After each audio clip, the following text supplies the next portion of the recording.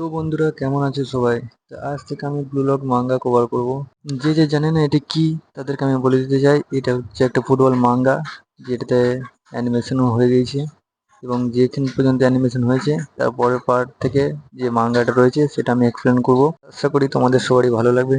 তবে শুরু করা যাক আর দেরি না করে। তো চ্যাপ্টারের শুরুতেই আমরা রিনকে দেখতে পাই, যে সমুদ্রের ধারে বসে বসে ভাবছিল যে তাতে কোনো সন্দেহ নেই, এইবারে আমি আমার বড় ভাইকে হারিয়ে দিয়েছিলাম। এখানে রিনের বড় ভাই বলতে সাইতোশিকে বোঝানো হচ্ছে। রিন ভাবে, কি কি ছিল সেই জিনিস যেটা আমাকে এত উত্তেজিত করে তুলেছিল? মনে হচ্ছিল নতুন কিছু, এবং এখনো আমার রক্তের মধ্যে সেটা সঞ্চারিত হচ্ছে। তাও তুমি এমন মুখ বানিয়েছিলে কেন? আমি ভাবছি বিগ ব্রো, আমি ভাবছি ভাই, কিছু না হোক, রিন ওর বড় ভাইকে হারানোর জন্য সব কিছু করতে পারে। তারপর আমরা দেখি ইসাগিকে, যে কি টিভিতে আসছিল, এবং তা দেখে তার ফ্যামিলির লোক তো পুরো পাগল, এবং তার ছেলের জন্য পছন্দের সব কিছু বানিয়েছে। ইসাগির বাবা বলে, আমি খুবই খুশি যে তুমি এত দূরে পৌঁছেছো, আর এটা আমাদের কাছে ম্যাটার করে না যে তুই গোল কর বা না কর। যদিও তুই একটা হিরো বা সাধারণ ব্যক্তিও হোস, তুই আমাদের কাছে আমাদের ইসাগি ইউচি। এবং তার মা একই কথাই বলে, তুই হার বা জেত, আমরা সবসময় তোর পাশে থাকবো। এবং তার বাবা বলে, তুমি যেটা চাও সেটা করতে তোমার সবকিছু দিয়ে দাও। এবং আমাদের ভাইয়ের মধ্যে তা শুনে এক আলাদা রকমের জোশ চলে আসে, এবং শুয়ে শুয়ে ভাবে যে তার যে থ্রিল এবং গোল করার যে আনন্দ, ভাই সেসব এক্সপিরিয়েন্স করে মজা পেয়ে গিয়েছে, সে আবার ব্লু লকে যেতে চাইছে। তারপরের সিনে আমরা দেখি সবারই ফোনে ব্লু লক থেকে এসএমএস চলে এসেছে, এবং সেটা দেখে তারাও এক্সাইটেড হয়ে পড়েছে। এবং ইগো অ্যানাউন্স করে Blue Lock project phase 2 begin. প্রথমে তারা এসে দেখে জাপান আন্ডার 20 টিমের ওল্ড মেম্বারদের, এবং সেটা দেখে তারাও অবাক হয়ে যায়। ইগো এখানে ওদেরকেও নিয়ে চলে এসেছে।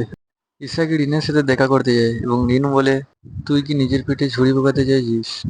ইসাকি বলে, ও কমন, তুই ভিলেন হয়ে যাস না। এবং তারা দুজনেই তাদের নিজেদের হালচাল জিজ্ঞেস করে, এবং ইগো অ্যানাউন্স করে যে যেমন তোমরা ভেবেছো, আমি আমার ফুল অ্যাথরিটি পেয়ে গেছি জাপান আন্ডার 20 রিপ্রেজেন্টেশনের মধ্যে।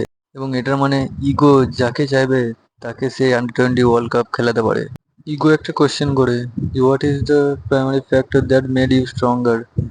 কিছু জন বলে নিজের ইগোকে বাড়ানো, কিছু জন বলে নতুন স্কিল আনলক করা, বাট ইগো বলে এনভায়রনমেন্ট। বলে, যদি তোমরা নিজেদেরকে নতুন করতে চাও, তাহলে তোমাদের এনভায়রনমেন্টও নতুন হতে হবে।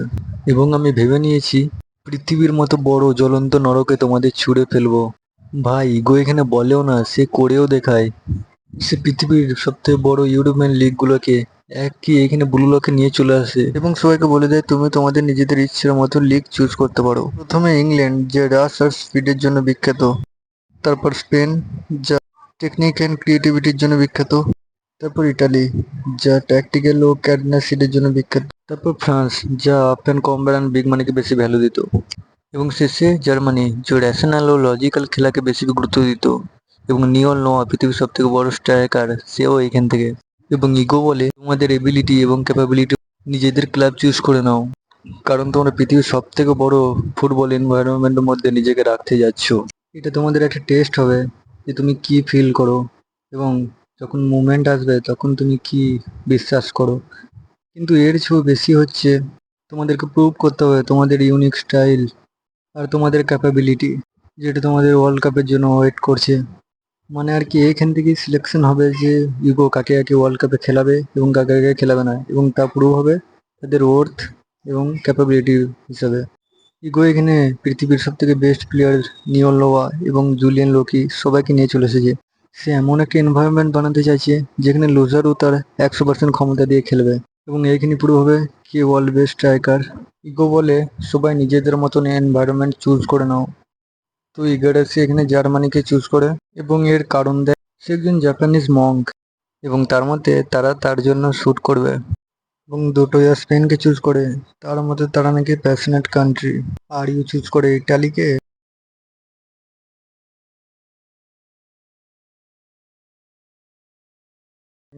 চুজ করে ফ্রান্সকে, তার মধ্যে তারা নাকি স্মার্ট প্লেস। তো শিগগিরই এখানে ইসাগিকে বলে, তুমি কোনটা চুজ করছো? ইসাগি বলে, আমরা শুধু তাদের টিম জয়েন করছি না, আমরা একটা প্রো লিগ জয়েন করছি, যেখান থেকে আমরা কিছু শিখবো, তাই না? শিগগিরই বলে, ভাই তুই তো পুরো ইগোর মতো এক্সপ্লেন করছিস। হ্যাঁ তুই ঠিকই বলিস। তো এখানে ইসাকি বলে, দেন আই রিয়েলি টর্ন, সে নিজেকে ছেঁড়া বলে মানে ফেটে যাওয়া। ইসাকি বলে, কিছুদিন আগে আমি খুব ইংল্যান্ড লিগ দেখছিলাম এবং ইংল্যান্ডের কিছু জিনিস আমি দেখতে চাই। কিন্তু তখনই শিগগিরই বলে, আমি যখন ছোট ছিলাম তখন আমি জার্মানিকে খুবই ভালোবাসতাম, কারণ তোমার হিরো নিয়ল নোয়ার জন্য।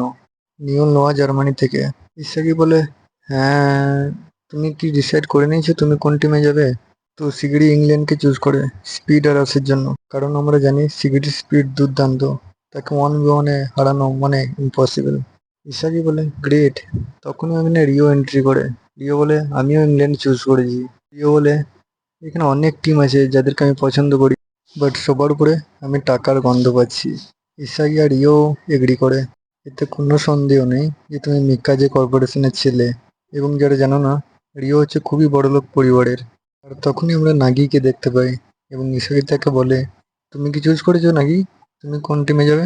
নাগি বলে, সেই ছেলেটা কোন কান্ট্রি থেকে যেন, যে খুব ভালো রিসিভ করে, এবং শিগগিরই নাগিকে বলে সেই প্লেয়ারটা রিটায়ার হয়ে গিয়েছে।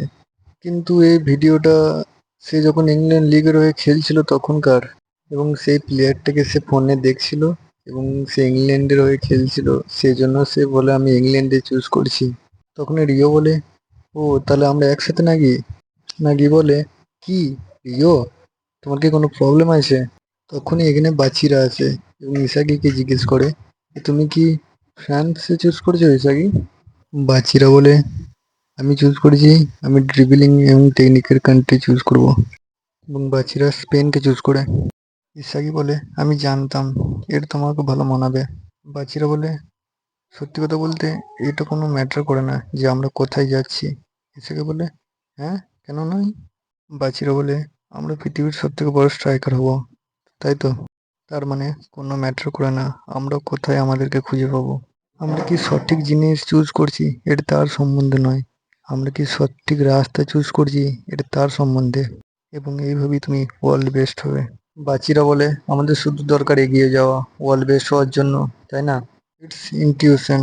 সো, তো বাচিরা এখানে ফুল জোশে বলে, যদিও আমরা অন্য পথে যাচ্ছি, বাট তুমি যেন টাইমের সাথে সাথে ইভলভ হও, আমরা যখন আবার দেখা হবে। এবং ইসাগিও বাচিরাকে থ্যাংক ইউ বলে, এবং সে বলে যে আমি আমার ইনটিউশনে বিশ্বাস রাখবো, এবং সবাই তাদের নিজেদের মতো ক্লাব চুজ করে নেয়।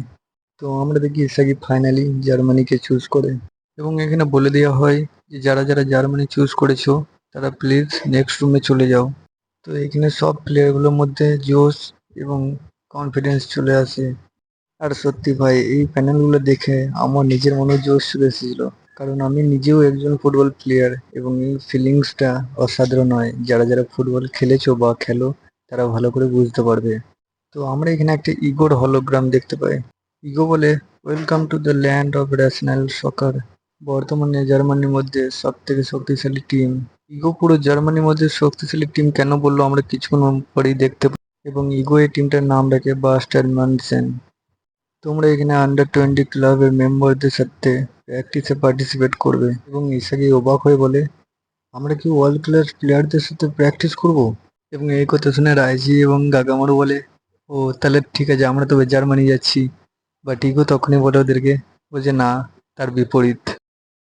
ইগো বলে, আমরা এখানে 5টা মেজর ইউরোপিয়ান লিগ এনভায়রনমেন্ট তৈরি করেছি রাইট হেয়ার ব্লু লকের মধ্যেই।